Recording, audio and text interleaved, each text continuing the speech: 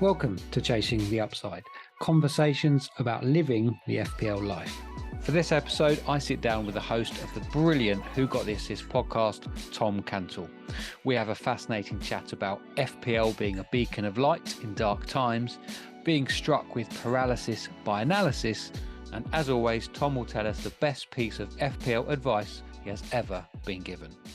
I always like to start these conversations by going back to your FPL roots, I suppose, or your origin story. So where should we begin? Yeah, I mean, so actually doing playing FPL and being doing a podcast are two different things, I suppose. So actually playing FPL, I played with my flatmate at uni. We just kind of every week just played against each other, like made God knows how many transfers, didn't really understand how the game worked. Taking -4s, -8s, whatever. And that was quite good because we watched the football together in the pub, and it added a little bit of extra sort of spice to it, which wasn't betting, and that was quite cool. But obviously, I was stupid and didn't make a new account when I started doing the podcast, so I all those million or so ranks are there for all to see. So that's what kind of started to get me into a little bit. And I think it comes to my first job. So my first job is one of those things that I think I joined kind of towards the end of one of the season, and I saw everybody around me was kind of playing it. There's a lot of talk about it in the office, and it's one of those things that I kind of started to get a little bit involved with the conversation. And it was towards the end of the season, I didn't join the league. But the next year, I joined the league. Kind of, I didn't really know very much about it, and then I kind of the classic story of the beginner's luck. Like I had a few really good weeks, and I was just winning it from them. The Work Mini League, that is, and then that was the City season with the Yaya Toure, Aguero, etc., etc. And I started to really get into it. I found fancy football scout online. Started looking at the data in there. No expected data in those days. It was all kind of like shots on target, 10 box touches, and all that sort of stuff. I made an account on there, started chatting, and that's what kind of started to really get me into it, get me into FPL as it was.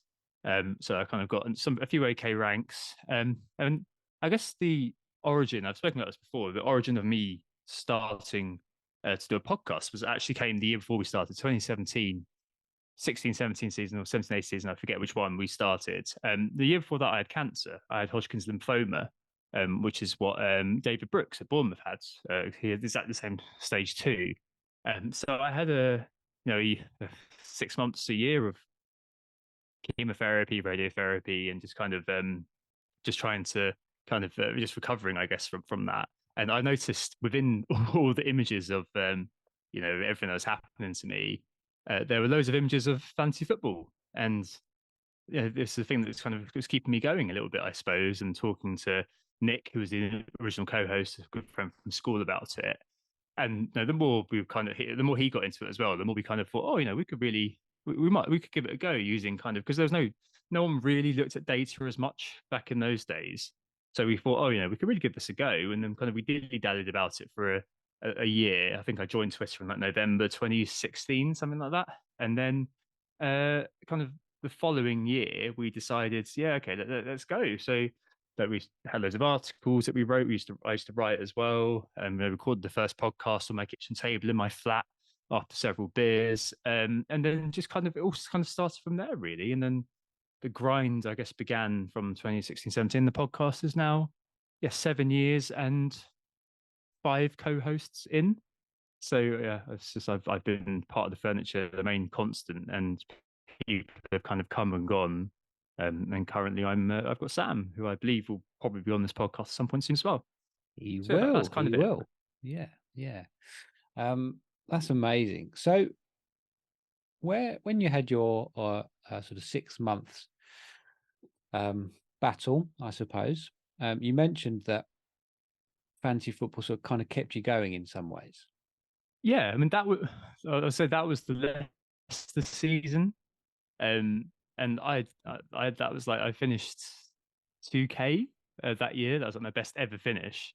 And I just had such a great time. It's kind of it's ironic that the year I was like critically ill was my best year in FPL. And then after I did the podcast, my ranks nosedived. So there you go. Well, I was speaking to Adam from Above Average, and he said literally the same thing. He said his ranks were good, and then he started the pod and obviously concentrated on the game even more, and his rank hasn't been the same since. So there's a theme there. I think I think social media is definitely a big part of that because you kind of massively widen your perspective from just your mates and you know a few people that you know who are massively into it and seeing something what everyone's doing, and your mind just gets so addled by all of it that you lose kind of what made you a good player. And yeah, there's also the element of playing to the gallery a bit, which I've kind of come out of now. It's definitely kind of the exposure to so many people thinking and so many great managers having their say. You're kind of, you know, you get you kind of there's analysis paralysis, I suppose, a lot of the time, and you end up just making sort of middle of the road decisions rather than kind of getting the pendulum swing wrong, and yeah, it can lead to very poor outcomes as I found, which was not nice. And I suppose it's when in the early days, if you make a poor decision, yes, of course you're annoyed, but you don't have it's not in the public arena, is it? So your No. decision making process is completely changed because of that. Whether because it's the psychological thing, isn't it? There's more things Mm. to think about rather than just the FPL decisions. You've got all this other noise around you because of that. Yeah, and I've also like I've got a really big point that I'd make is that I had no concept of what ranks were. I had no idea, absolutely no idea. Like I said earlier on that like, oh yeah, I finished 2K, I finished like 21K. I only looked at that at the very end of the season. Like all I was interested in was the World Money League and beating my friends. That's all I cared about. So going from competing with 14 people that I could kind of figure out, okay, well, I know that he's very kind of quite steady Eddie. So if I get this player in, I'm likely he wouldn't do that. So that's good. And the guy above me plays a bit like me, but he hasn't got this player, so I'm going to go for that. But they've all got Deli Ali, so I'm going to get Ericsson in. Like that was kind of manageable, but suddenly you're playing against everybody, and you're kind of like, oh god. And having that sort of eye opener was really quite yeah, it really kind of changed things, I suppose. So I'd like to read something. It's just a couple of lines long, which will lead, hopefully, to a question. I just had one of those moments where I realize the impact of FPL that has had on my life. My daughter poked me full on in the eye earlier, still not feeling right. Yet here I am making notes for my pod while counting the saves the forest keeper is making. Where did it all go right? So, with that in mind, well, there's two questions there. Where did it go right? And you kind of touched upon it a few minutes ago, but what impact has FPL had on your life? um I think I've met lots of people, which has been very good. You know, as you get older, you have your interests narrow, your friends will disperse potentially, depending on your background. And, you know, it's been very good to kind of have that social life. Like I've met so many good friends through fantasy football. Um, you know, loads of guys who are on my little Slack community, a few other people that I message regularly, obviously, like Anthony, who was the second co-host, FPL Harry, Lucy, and um, football and Sam through fantasy football meetups as well. And it's just been great because it does get tougher and tougher to make friends as you get older, just because you have limited opportunities to do that. And having the meets, for example, has been brilliant because you could go and you know once you've got the FPL leveler in, you've got a common language already, and then from there you kind of just gravitate towards people that you just naturally get on with. And I formed some serious friendships out of FPL, and that's kind of been the main thing for me. Like I didn't monetize for years, so I've not made any money apart from for a few adverts on for from FPL really. I haven't really done the whole sort of content creator thing where I'm just kind of seeking engagement and just churning out quantity. I've never really enjoyed doing that. And I've got no problem with people who do that because that's they want their career out of it and good luck to them. But that's just not really been for me. So for me, it's kind of been one of those things where I knew where my ceiling was with it, which is kind of one pod, maybe two a week, and that's it. Okay. But I'm Yeah. not going to be writing. I'm not going to be, devoting a large portion of my life to it. But it's a very sort of, it's a lovely sort of hobby to have. It's a lovely hobby on paper to have anyway, until it goes wrong. and then it can, in the past it was really bad. My partner would be chastising me because I was in a terrible mood because of what happened that game week. But as time goes, and more things, kind of responsibilities come upon you, be they work, be they home life, you begin to kind of put it in perspective. So it's still something that I really enjoy. I've got a lot of headspace for it. It's just one of those things. Quite good. There are very few of those. But it's just one for me. Like I think I'll always, even if I don't podcast forever, I'll probably always be tuned in to FPL in some way, shape, or form. You mentioned that that back in the day, your partner maybe would get in a bit of a mood with you because of the mood you're in because of FPL. But because of everything that's happened in your life, obviously your illness, and now you've got a young family.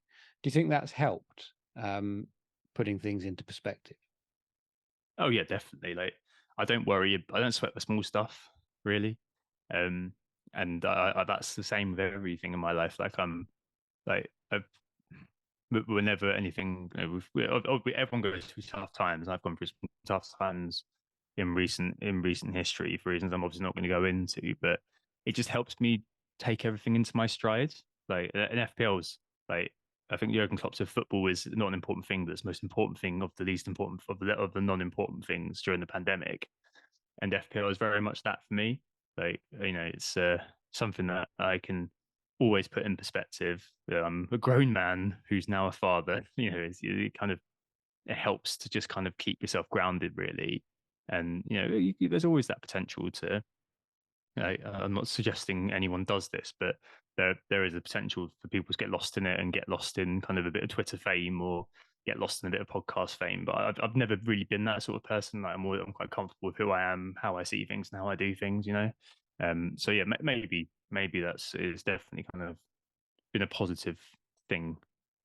So switching gears slightly to I suppose maybe the strategy of the game, or how you play the game. Do you does your FPL managerial style have similarities to wider life? That's an interesting question. I don't know because I guess I'm not particularly. I'm fairly organized, but I'm fairly blasé about it. If that makes sense. Like I'm a bit. I've always relied on the things that I'm good at to get me through life, which has never been the best policy. That's not really what I want for my daughter. I want her to be more challenged than I have been in my life. Not in a bad way, but like set herself challenges. And I think with FPL before I joined the FPL community, I was very sort of gambly, aggressive. I not really care about removing a big player for another one. I remember like selling Aguero for Dini in a Watford double game week, and Dini scored a brace and Aguero blanked. So, you know, Uh, that's a move I'd never make now. I think that my FPL managerial style, frankly, was a bit lost. I'm not entirely sure because I think like back in the day when people weren't so aware of things like effective ownership and um, all the other stuff that comes with it, you could be a lot more sort of debonair with what you did and how you thought about things. And now there's all these constraints upon how to do it. And with the greatest will in the world, the best way to succeed tends to be a really boring bastard. And it's taken me a long time to adjust to that. But now I am kind of fairly cautious when it comes to FPL because like punting out, especially as awareness of ownership or effective ownership has exploded. And that plus people copying content creators, which means that there's kind of a properly sort of homogenous herd out there, has meant that caution needs to be a lot more sort of in my game. And the reason why a lot of my bad ranks happened was because I lost out on the 50-50 where I was trying to be too clever, or I um, transferred out a player at the wrong time, wildcarded badly. So I guess like I like to try to be clever in my life, and obviously that kind of works in some places like actual work and things like that. But in FPL, it's a bit of a leveler, where trying to be too clever has never served me well. Trying to, because you can't. It's not a football manager where you can save scum if it goes wrong. Like, that's it. You got to wear it from then on, and coming around to that has been it's been a journey, to use that horribly cliched word.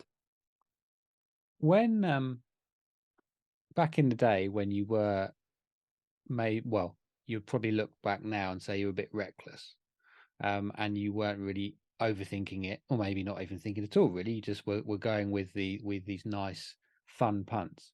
Now, of course, there's the lens of nostalgia, isn't there? But do you think, from your point of view, it was more fun back then, where you didn't really overthink it, you just went with your gut, and that was that?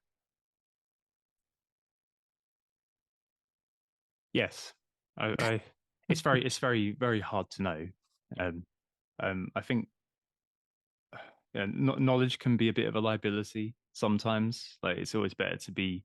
Would you prefer to be stupid and happy, or intelligent and unhappy? Is the question. And as with everything, you'd always kind of take option A, probably, wouldn't you? Yeah, knowledge is power, but also knowledge is a millstone around your neck. And yeah, knowing more and knowing what you could have done, what you could have achieved if you'd made a different decision, is always something which can be something that doesn't necessarily make you sad, because I'm an adult, but it's something that you can kind of see in 20. Hindsight's got 20/20 vision. None more so than FPL, where you can see writ large. If you've had a bad week because you've made one particular move, you'll see everybody else who didn't make that move or made a different move on X, as it's now known, crowing about that fact. And it's again, it's no one's fault. That's what I do. If I didn't had a good outcome, I've done it several times where I've kind of gone, oh yeah, no, that's great. So glad I made that move this week. Um, so yeah, I'm sure I definitely had more fun when it was just me against my friends rather than me against the world, as it were. Yeah, you against 11 million is a lot. It's a lot more difficult to win rather than just your mini league, isn't it? So yeah. Yeah. Um. So what does bring you back year after year after year? What? Because it sounds funny actually to people that haven't played the game. I mean, I haven't played the game for that long. However, it's still amazing to me about how much it does not affect things. It doesn't affect my life in a negative way. It only has mostly positive things. But it does get underneath your skin. And however much you say to yourself and you try and be rational about it, this is literally just a game. I'm doing this as a hobby and this is good fun. Um, the bad Yeah. weeks are Yeah. sometimes really frustrating. So what does bring you back year after year after year? You Mhm. mentioned the people earlier on, but is there anything else? I like having my say. So I mean, the podcast is a big thing for me. It's like a habit. It's like a ritual that I like to do every Monday. And I guess it's the intellectual challenge to some extent of trying to figure out what the season is, the trends behind the season. I didn't write it this year because I had a daughter. I had my baby daughter was born, but I write Talisman Theory every year, which kind of examines how the data's changed and what the character of the year has been. And I really enjoy kind of that and seeing how each season unfolds. Like, I've got like a kind of an observer sort of interest in all of those things, and how every season is different despite a lot of the conversations being the same. Um, and I don't know, I think it's just the lure that this year could be the year that you absolutely smash it. There's always that sort of there's always beauty in the possibility of you having a fantastic year. And I think that kind of syndrome of magpie syndrome, like every year you have shiny new toys to play with, or you have some favorite toys that you've really enjoyed playing with in the past, and you can play with them again. Um, I think that's kind of what it does. And I watch football anyway, and it kind of is a supplement to it. And I'm at the point now where I couldn't imagine watching football without fantasy football. I really couldn't. Like, I watch England, watch women's football a little bit, but I simply wouldn't watch the Premier League other than watching Arsenal. if it wasn't for FPL.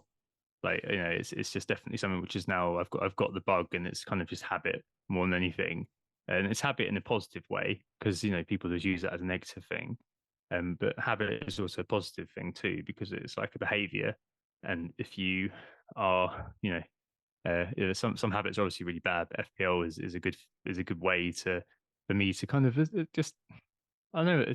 It's like brain space to think about when other things that are going on in my life. It's nice to kind of have that sort of mental escape to thinking about who's my first sub going to be this week.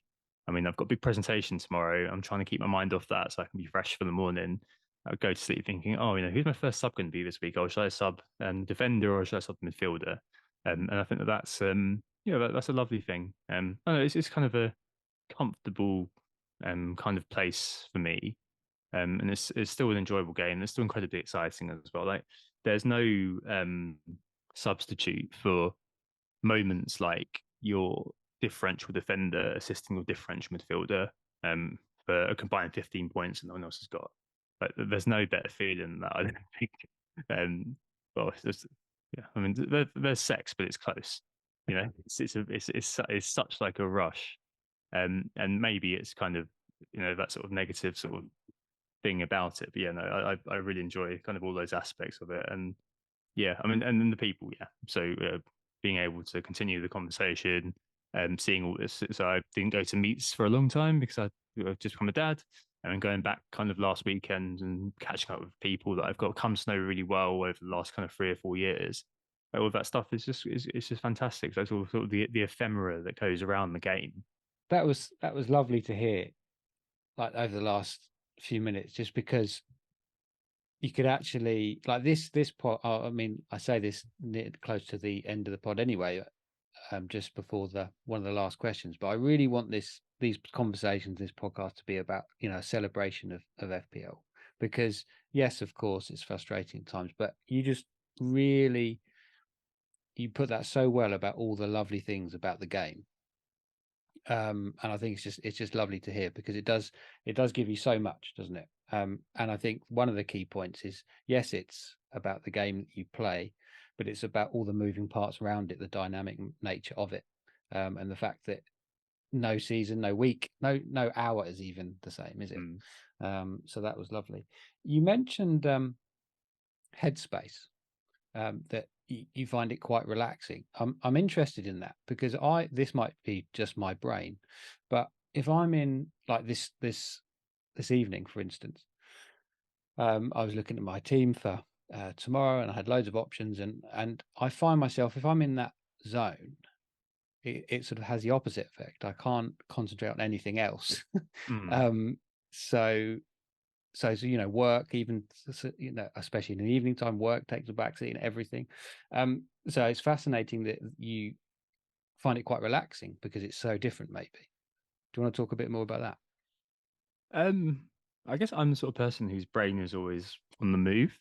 Um, and I if I like something, I like it a lot, and if I don't like something, I don't really pay any attention.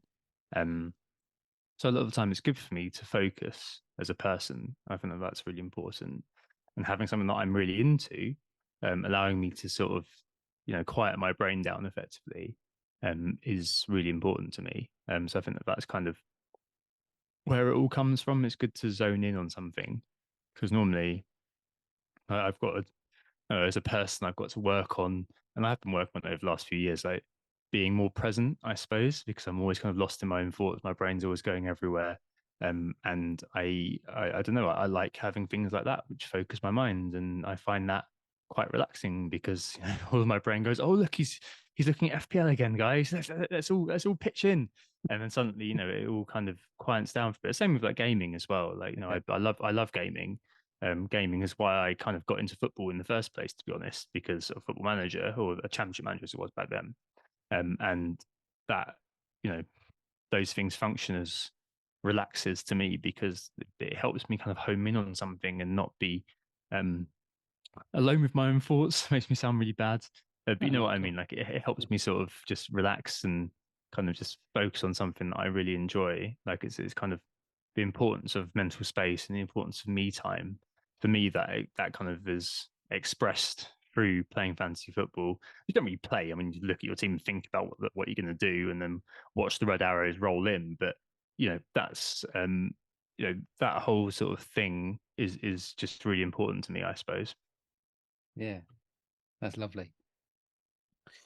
So, just before we go on to the last two questions, I was having a chat the other day, and I asked the same question. So, but it was a really interesting answer. So, I'd like to ask the same question to you, if I may.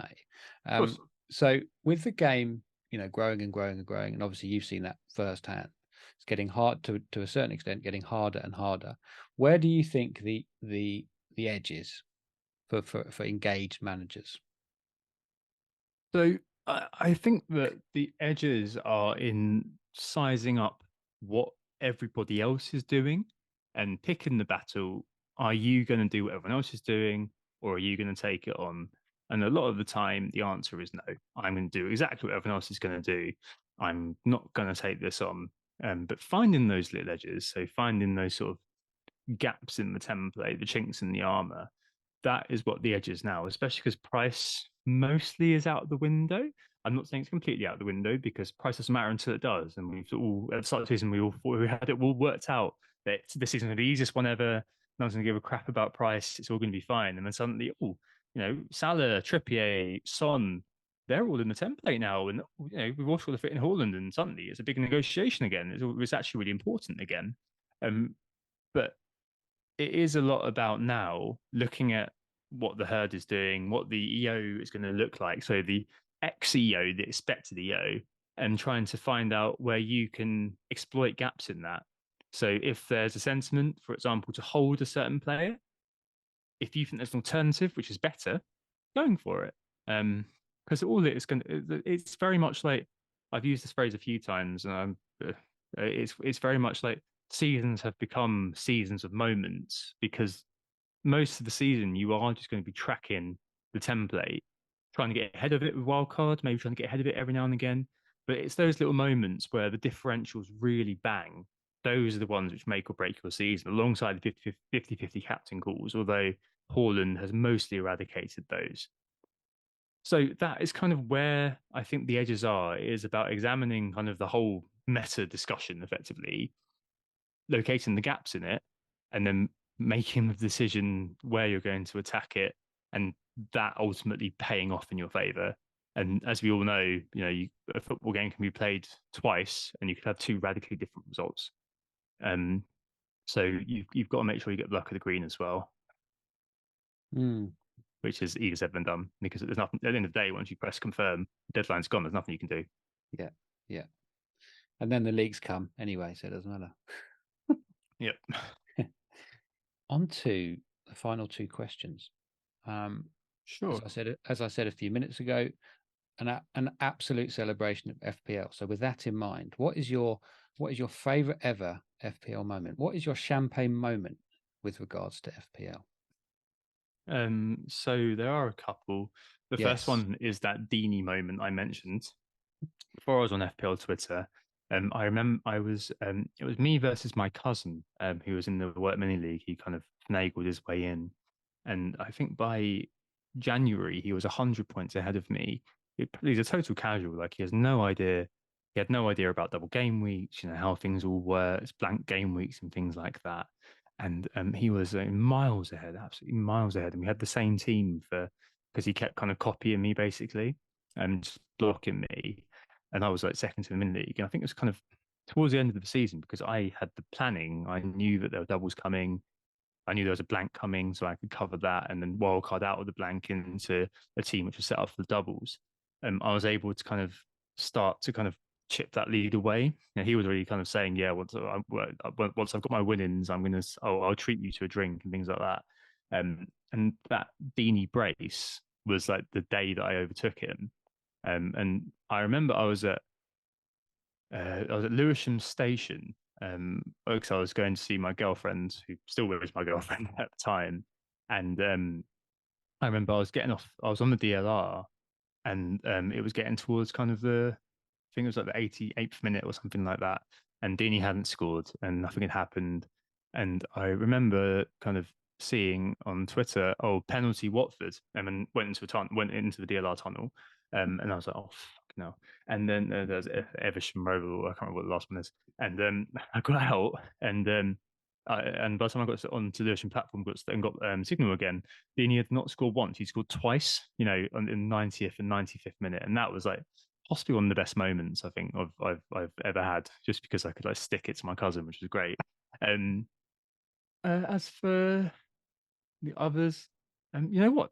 It all kind of blends into one after a while. If you ask me what I was doing 3 years ago around this time, what players were in the template, what I was podding about, I'd have no idea, honestly, because it's like it just gets taken. None of it gets committed to long-term memory, really. Most of it just kind of washed away.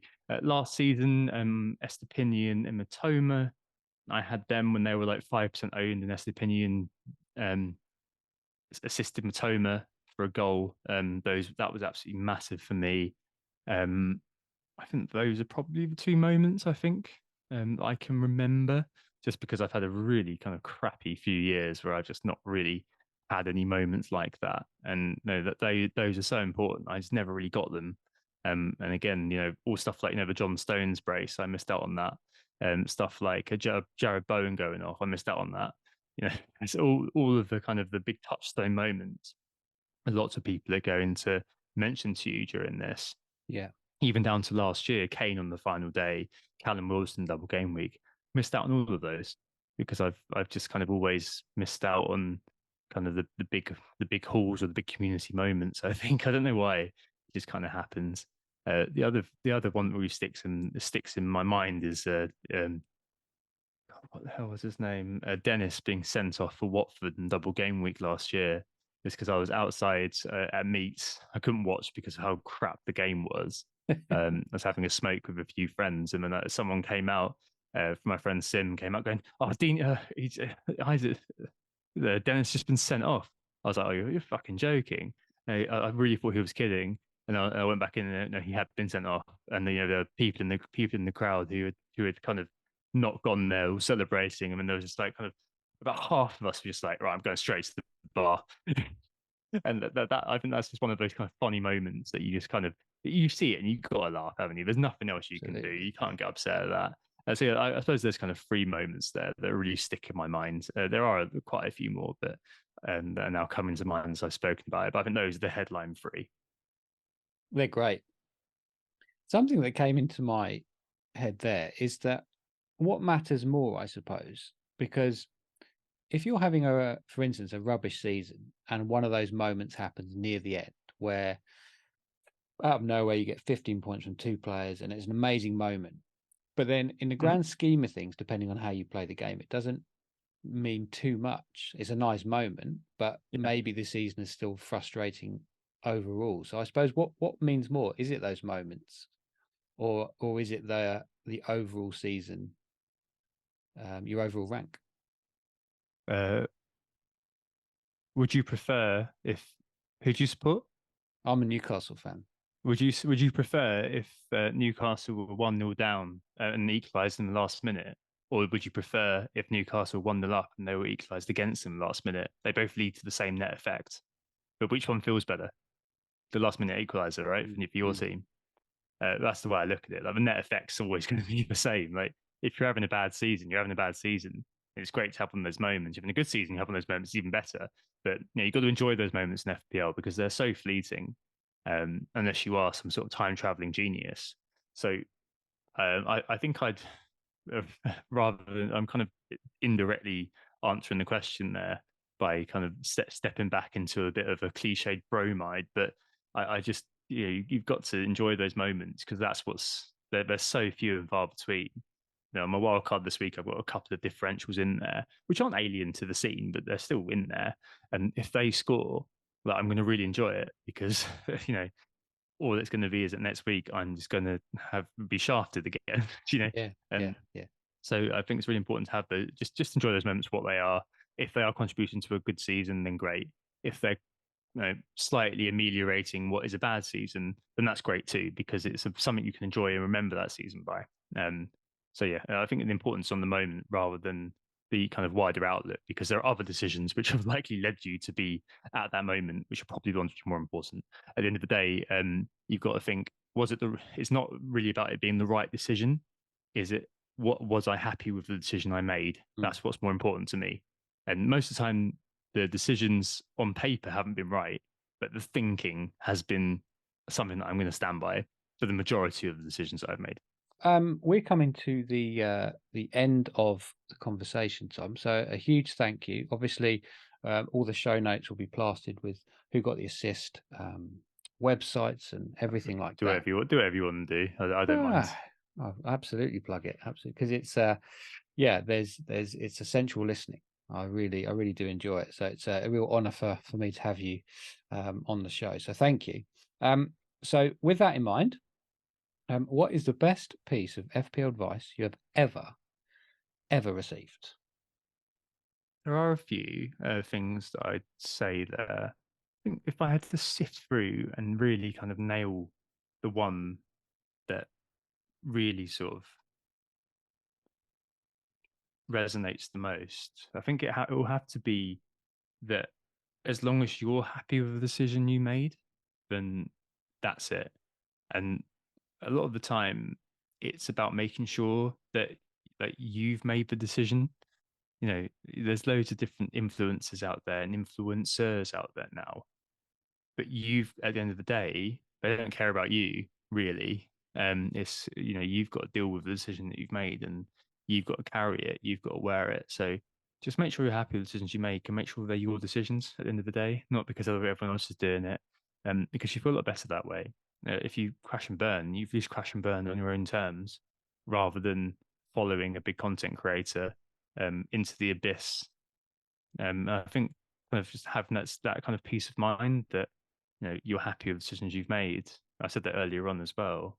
Is that, I think that's the most important thing, because it means that you don't have the negative sort of mental effects that FPL can have. Like you see it a few times on FPL Twitter where someone's like really struggling with it, and you kind of think, you're taking this too seriously, man, or person, or dude, or whatever, mate, because it's not.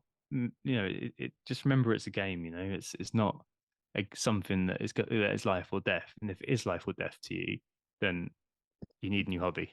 So yeah, I think that's really important. Just make sure you've got that sort of whatever you need, peace of mind. So you said you've got your spreadsheet to, you know, figure out your decisions and make sure you've got a record of them. For me, it's just kind of ensuring that I'm confident within myself that the decisions I've made are the right ones. And it takes time to figure out what works for you. Some people do like writing stuff down like you do. For me, it's just having it in my head that if I think, oh, why did I do that?